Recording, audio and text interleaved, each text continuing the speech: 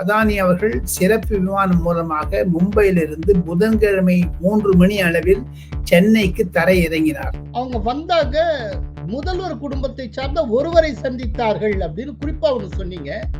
அந்த ஒருவர் யாரு? தெரியாது, எனக்கு தெரியாது சார். சார் என்ன சார்? அதானி அம்பானி மூலமாக திராவிட முன்னேற்ற கழகத்திற்கும் காங்கிரசிற்கும் ஒரு விரிசல் வரக்கூடுமா? ஜோதிமணி முன் இடத்தில் நிற்கிறார் தமிழக காங்கிரஸ் தலைவராக. செல்வ பெருந்தகை ஃபைல்ஸ் என்று அண்ணாமலை கூடிய விரைவில் ரிலீஸ் செய்தாலும் ஆச்சரியப்படுவதற்கில்லை. கோலஹலாஸ் டிவி யூடியூப் சேனல், இது வாய்மையின் எக்காலம்.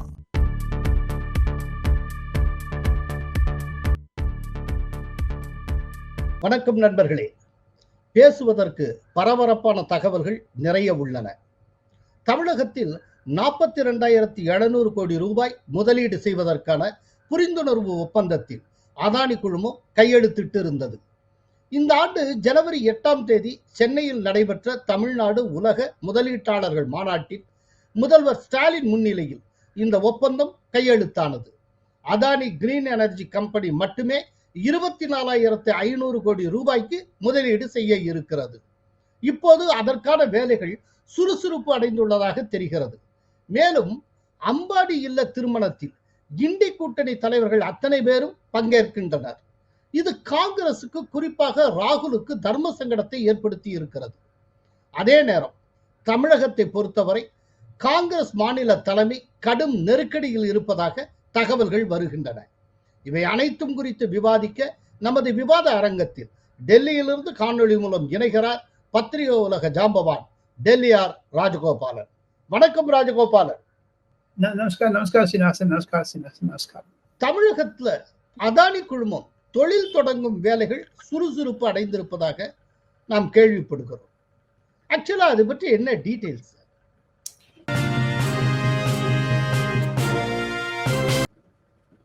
கோலால நேயர்களுக்கும் சோலார் சீனிவாசனுக்கும் என்னுடைய நமஸ்காரங்களை தெரிவித்துக் கொண்டு, நேற்று முன்தினம், அதாவது நான் அதானி அவர்கள் சிறப்பு விமானம் மூலமாக மும்பையிலிருந்து புதன்கிழமை 3 மணி அளவில் சென்னைக்கு தரை இறங்கினார். நேராக அவர் முதலமைச்சருடைய இல்லத்திற்கு சென்று அங்கு இருக்கக்கூடிய குடும்ப உறுப்பினர் ஒருவரை சந்தித்து 2 மணி நேரம் பேசிக் கொண்டிருந்தார்கள். பிற அனைவரும் சேர்ந்து ஈஸ்ட் கோஸ்ட் ரோடில் இருக்கக்கூடிய ஒரு மாபெரும் பங்களாவில் இரவு விருந்து உணவு பண்ணி சாப்பிட்டுட்டு they left for Bombay over night. மொத்தம் அவர் இருந்ததே 4.5 hours தான். கௌதம் அதானியுடன் கூட வந்தது அவருடைய மகன் கரண் அதானி, அவருடைய தம்பி ராஜேஷ் சாந்திலால் அதானி. 28 பேர் வரக்கூடிய சிறப்பு விமானத்தில் மும்பையிலிருந்து chief executive officer of international airports என்று ஒரு அதானி குழுமத்தில் ஒரு பிரிவு இருக்கிறது. அவரும் வந்திருந்தார். அவரும் ஒரு குஜராத்தி. தமிழகத்தில் இருக்கக்கூடிய பரந்தூர் விமான நிலையம், காட்டுப்பள்ளி என்று சொல்லக்கூடிய எண்ணூர் அருகே இருக்கக்கூடிய ஒரு துறைமுகம், அதையும் தவிர தமிழக மின்சார வாரியத்திற்கு ஒரு புதியதாக ப்ரப்போசல் கொடுத்திருக்கிறார்கள். அதில் 6,000 கோடி ரூபாய் முதலீட்டில் சென்னையில், கோயம்புத்தூரில், திருச்சியில், மதுரையில் போன்ற இடங்களில் பொதுமக்கள் உபயோகிக்கப்படக்கூடிய எலக்ட்ரிக் மீட்டர் சப்ளை பண்றதும், தமிழக தலைநகராம் சென்னையில் எலக்ட்ரிசிட்டி சப்ளை செய்வதை அதானி குழுமம் எடுத்துக்கொள்ளும் என்றெல்லாம் பேசுகிறார்கள். அதையெல்லாம் பேசுவதற்காகத்தான் அதானியே நேரடியாக வந்தார். அதானிக்கு 1 மணி நேரத்திற்கு அவருக்கு வரவு எவ்வளவு என்று கேட்டால், செலவு என்று கேட்டால் தாங்கள் அதிர்ச்சி அடைந்து விடுவீர்கள். அவருக்கு வரவு என்பது 1 மணி நேரத்திற்கு 1000 கோடி ரூபாய், செலவு என்பது 40-50 கோடி ரூபாய்.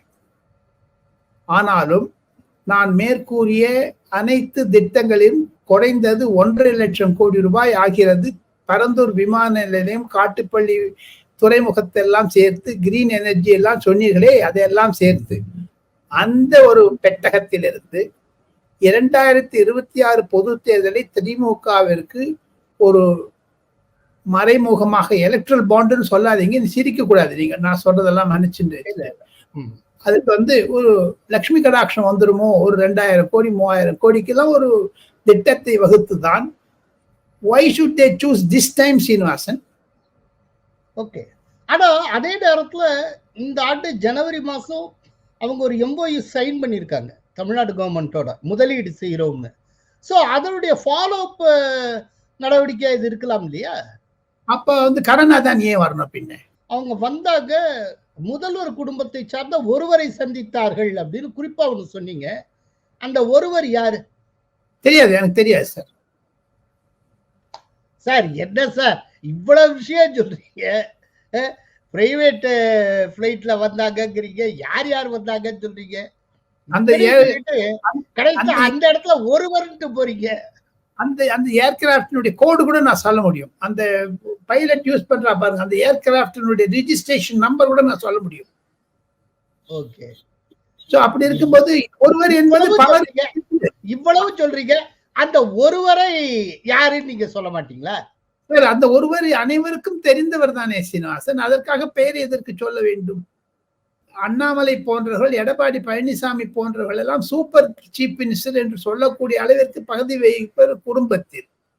சோ அந்த அவரை சந்திப்பது கரண் அதானி எல்லாம் ஒரு SMSலயே பேசிக்கிறார் சீனிவாசன். அவங்கெல்லாம் ஆன்லைன் கான்வர்சேஷன். அவ்வளவு பெரிய மாபெரும் குடும்பம். சோ அந்த ஒரு முக்கிய புள்ளியிடம் இப்ப தமிழ்நாடு நடக்கிறதுனாலே அவருடைய ஒரு அசைவு இல்லாமல், அந்த ஒரு இசைவு இல்லாமல், அனுமதி இல்லாமல் ஒரு ஏர்கிராப்ட் தமிழ்நாட்டுல தரை இறங்க முடியுமா? அதை தவிர அதானிக்கு வந்த கார் கேடுக்கு 8 கார் வந்து சீனிவாசன், 8 காருக்கு போலீஸ் முன்னாடி பின்னாடி கொடுத்துருந்தாங்க. அது வேற தெரியுமா உங்களுக்கு? அவ்வளவு ப்ரொடெக்ஷன், சீக்ரெசி மெயின்டைன் பண்ண. மோட்டார் கேட் கான்வாய், அதுக்கு அவ்வளவு சீக்ரெசி மெயின்டைன் பண்ணாங்க. அது வரக்கூடாது, போகக்கூடாது. இப்ப இரவு நடந்த டின்னரில் புகைப்படம் எடுத்துக்கொண்டார்கள். ஏன் ஒரு புகைப்படம் கூட வெளில வரல? அதனால் தமிழகத்தில் அதானியை பற்றி தாங்கள் பேசி முடித்து விட்டோம். தற்பொழுது அம்பானிக்கு செல்வோம். ஓகே.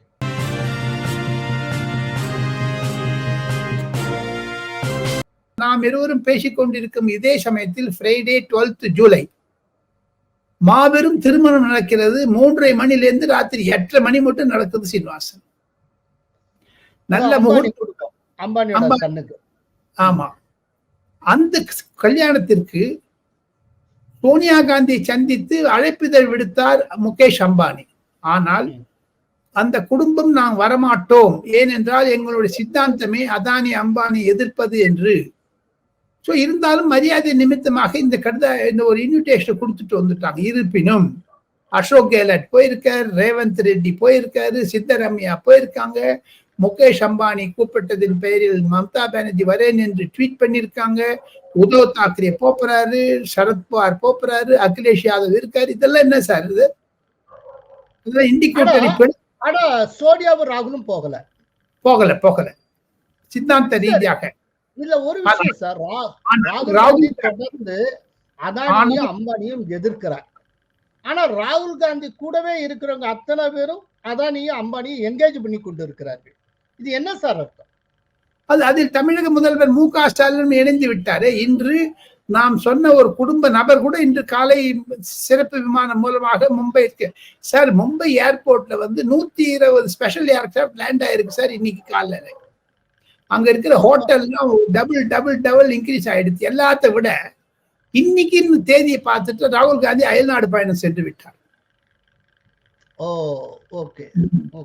இதை வைத்து பார்த்தால் அதானி அம்பானி மூலமாக இந்தி கூட்டணி பிளவுபடுகிறதா என்ற கேள்விக்குறி வரும். அதையும் தவிர திராவிட முன்னேற்ற கழகத்திற்கும் காங்கிரசிற்கும் ஒரு விரிசல் வரக்கூடுமா? ஏன் என்று கேட்டால், மத்தியில் உள்ள ஒரு சீனியர் திமுக எம்பியினுடைய மகன் சென்னையில் அமைச்சராக இருக்கிறார். அவர் மூலமாகத்தான் இந்த அப்பாயின்மெண்ட் கிடைச்சி எல்லாம் ஒருங்கிணைப்பு செய்தது அந்த திமுக எம்பி தான். அதே திமுக எம்பி சீனியர் தலைவர் ராகுல் காந்தியிடம் கேட்கும் பொழுது ஒரு அனதர் ராஜ்யசபா எம்பி அந்த தமிழக எம்பியிடம் பேசி எதுக்காக போறார் அதானி, எதற்காக போகிறார் அதானி என்று குலைந்து வண்டு மாதிரி குறைந்து எடுத்துட்டாங்க. பத்திரிகை நிருபர்கள் மற்றும் அதிகாரிகள், IAS அதிகாரிகளை பெற்று ஜெயராம் ரமேஷ் போன்றவர்கள் எல்லாம் கேட்டு என்னத்துக்கு அதானி போறார் என்று துளைத்து விட்டார்கள். மரங்குத்தி மாதிரி நோண்டிட்டே இருக்கும், டொக்கு டொக்கு டொக்குன்னு. என்னிடமே 3 தடவை தொலைபேசி செய்து விட்டார்கள். காரணம் என்ன என்று கேட்டால், அதானி ஏன் அங்கு போகிறார் சார், என்ன ராகுல் காந்தியுடைய பாஸ்போர்ட் வேணுமா அதானி மு.க. ஸ்டாலினை சந்திப்பதற்கு? ஆக மொத்தம் 2026 காங்கிரஸ் திமுக தொடர்பு நிலைக்குமா என்ற கேள்விக்குறி கூட சில மனதில் படுகிறது சீனிவாசன். சார் இதுல ஒரு விஷயம் சார், நீங்க அதானியை வச்சு காங்கிரஸ் டிஎம்கே உறவு நீடிக்குமா அப்படிங்கிற கேள்வி எழுப்புறீங்க. ஆனா காங்கிரஸை சார்ந்த சில முதல்வர்களே அதானியோட தொடர்புல இருக்காங்களே. இப்போ ஒரு உதாரணத்துக்கு சொல்லணும்னா, தெலுங்கானாவுடைய முதல்வர் ரேவந்த் ரெட்டி அவர் இந்த ஆண்டு தொடக்கத்துல சுவிட்சர்லாந்துல இருக்கக்கூடிய டாவோஸ்ல நடைபெற்ற வேர்ல்டு எக்கனாமிக் ஃபோரம் மீட்டிங்ல கௌதம் அதானியை சந்தித்தார். அதற்கு பிறகு தெலுங்கானாவில் 12,400 கோடி முதலீடு செய்ய போவதாக அதானி அறிவித்தார். இப்படி காங்கிரஸ் சீஃப் மினிஸ்டர்ஸ் அதானியோட நெருக்கமாக இருக்கிறப்போ ஸ்டாலின் இருந்தால் என்ன தவறு? அதற்காக உறவை முறித்துக் கொள்வார்களா? அதானி எங்க பிரைம் மினிஸ்டர் ஒரு பப்ளிக் மீட்டிங்ல பேசும்போது அதானி அம்பானி எத்தனை லாரியில பணம் அனுப்பிச்சான்னு கேட்டாரு இல்ல தேர்தல் பிரச்சாரத்தில். அதெல்லாம் அதையும் தவிர ஒரு முக்கியமான ஒரு பிரேக்கிங் நியூஸ், தாங்கள் டாவோஸ் என்று பெயரை எடுத்ததால் முன்னாள் தொழில் அமைச்சராக இருந்த இந்நாள் நிதி அமைச்சராக இருக்கக்கூடிய தங்கம் தென்னரசு அதானியை பார்த்து டாவோஸில் சென்று வருடம் பேசியிருக்கிறார். இதே விமான நிலையத்தை பற்றி டெண்டர் விடாத எனக்கு கொடுத்துருங்க, மீதி ஏர்போர்ட் எல்லாம் கையில இருக்குதுன்னு சொல்லிட்டு ராகுல் காந்தி மோடியை அட்டாக் பண்ணுவது இந்த ஏர்போர்ட் சி போர்ட் பத்தி தான் பண்றாரு தவிர வேற ஒண்ணுக்கு பண்றது இல்லை. அந்த ஏர்போர்ட்ல டிஎம்கே பதுங்கிட்டு இருக்காங்க. பரந்தூர் விமான நிலையம் நீங்க சொல்றீங்க. அப்படி இந்த பரந்தூர் விமான நிலையம் பிரபலமாக ஆகிறதுக்கு முன்னாடி அதை டைவர்ட் பண்றதுக்கு தானே என்ன ஓசூர் விமான நிலையம் கொண்டு வச்சுட்டாரு இப்போ சீஃப் மினிஸ்டர். கிரீன்ஃபீல்ட் ஏர்போர்ட் இத்தனைக்கு பக்கத்துலயே பெங்களூர்லயே விமான நிலையம் இருக்கு. இந்த ஹோசூர் வேலையே இருக்காது. ஆக மொத்தம் ஓசூர் விமானத்தில் சின்ன ஏர்கிராப்ட் இறங்கலாமே தவிர பறந்த விமானங்கள்லாம் வருது கஷ்டம்.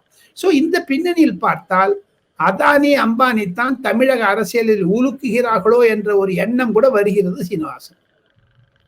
இப்ப தமிழ்நாடு காங்கிரஸ் தலைவராக செல்வ பெருந்தகை இருந்து வருகிறார். அவர் மேல பல்வேறு குற்றச்சாட்டுகளை அண்ணாமலை சொல்லி இருக்கிறார். அவர் மேல கடந்த காலத்தில் என்னென்ன விதமான வழக்குகள் போடப்பட்டிருந்தது, அவர் குண்டாசிலேயே வைக்கப்பட்டிருந்தது, அப்புறம் ஆடிட்டர் பாண்டியன் மர்டர் கேஸ்ல அவர் சம்பந்தப்பட்டது, இப்படி பல்வேறு விஷயங்களை அவர் அடுக்கி இருக்கிறார். அதுக்கு எதிராக செல்வ பெருந்தகை சில விஷயங்களை சொல்லி இருக்கிறார். நான் அண்ணாமலை மேல கேஸ் போடுவேன் அதெல்லாம் சொல்லி இருக்கிறார். ஆனால் இவ்விதமான பாயிண்ட்ஸ் எல்லாம் எடுத்து கொடுத்து அண்ணாமலை இப்படி சொன்னதும் காங்கிரசுக்குள்ளேயே இருக்கக்கூடிய செல்வ பெருந்தகைக்கு எதிரானவர்கள் இப்போ மல்லிகார்ஜுன கார்கேக்கு ஒரு நெருக்கடி கொடுத்து கொண்டிருப்பதாகவும், இவருடைய பழைய வழக்குகள் தொடர்பான தகவல்லாம் நிறைய ஃபீட் பண்ணி இருக்கிறதாகவும், அதனால இப்போ மாநில தலைவர் பதவி ஆட்டம் கண்டு இருப்பதாகவும், செல்வ பெருந்தகை எப்போது வேண்டுமானாலும் வெளியேற்றப்படலாம் அப்படின்னு ஒரு டாக்ஸ் போய் கொண்டிருக்கிறது.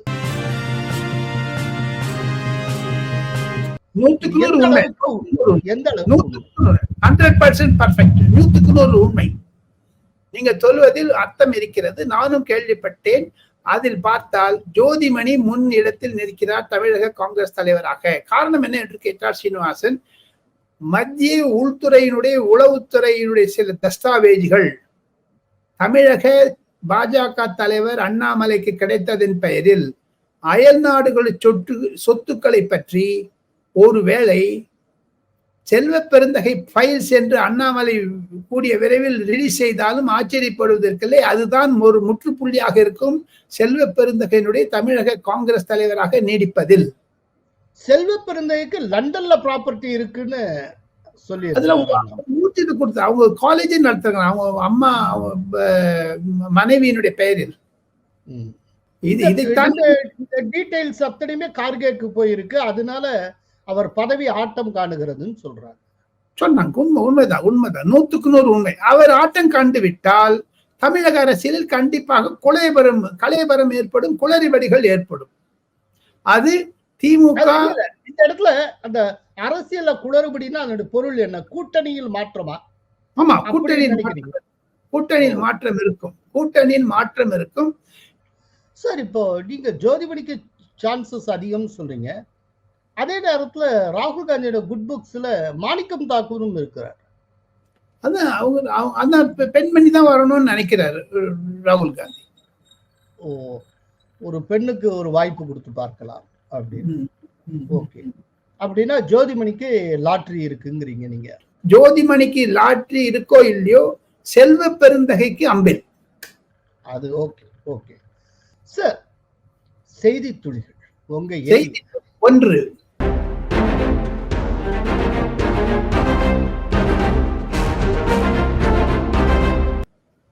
மிக மிக முக்கியமானது. டெல்லியில் மழை காலம் ஆரம்பித்து விட்டது.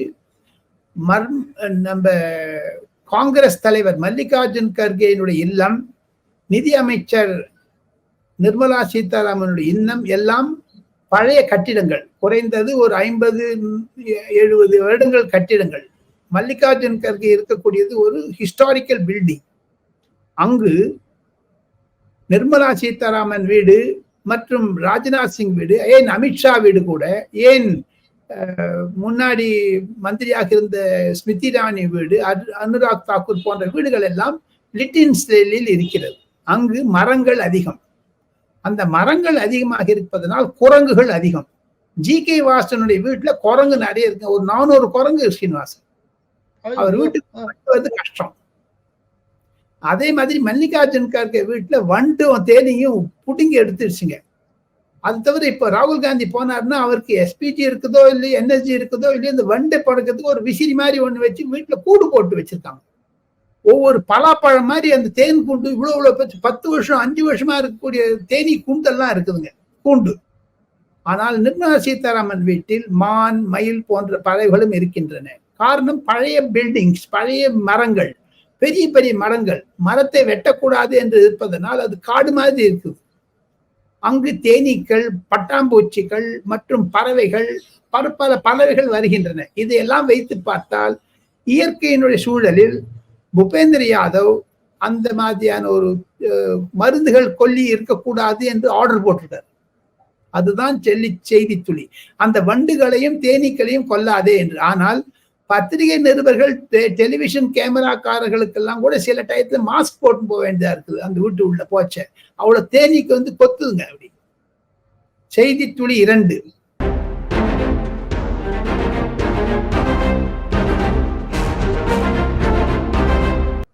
பிரதமர் 2024 பட்ஜெட்டுக்காக 5 முறை நிதி அமைச்சக செயலாளர்களுடன் நிர்மலா சீதாராமனுடன் பேசி அலசி ஆராய்ந்து விட்டார். பட்ஜெட் தயாராகிவிட்டது.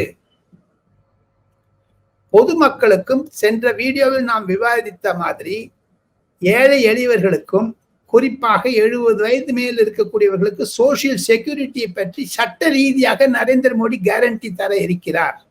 நடுத்தர வர்க்கத்துக்கு ஏதாவது பலன் இருக்குமா? கண்டிப்பாக இருக்கும் சீனிவாசன், கண்டிப்பாக இருக்க போகிறது. இதுதான் செய்தி துளி சீனிவாசன்.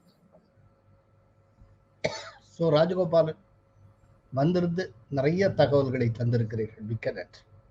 கோலாகலாஸ் டிவியுடன் உங்களையும் இணைத்துக் கொள்ள கீழே உள்ள ஜாயின் பட்டனை அழுத்தி உறுப்பினராகுங்கள். காவிரி குழுவில் உறுப்பினராகி பிரத்யேக பேட்ச்களை பெறுங்கள். கங்கா குழுவில் உறுப்பினராகி கோலாகல ஸ்ரீனிவாசிடம் நேரடியாக கேள்வி கேட்கும் வாய்ப்பை பெறுங்கள். உங்கள் கேள்விகளுக்கு வாரந்தோறும் பதிலளிக்கிறார் கோலாகல Srinivas. Kolahalas TV YouTube channel, இது வாய்மையின் எக்காலம்.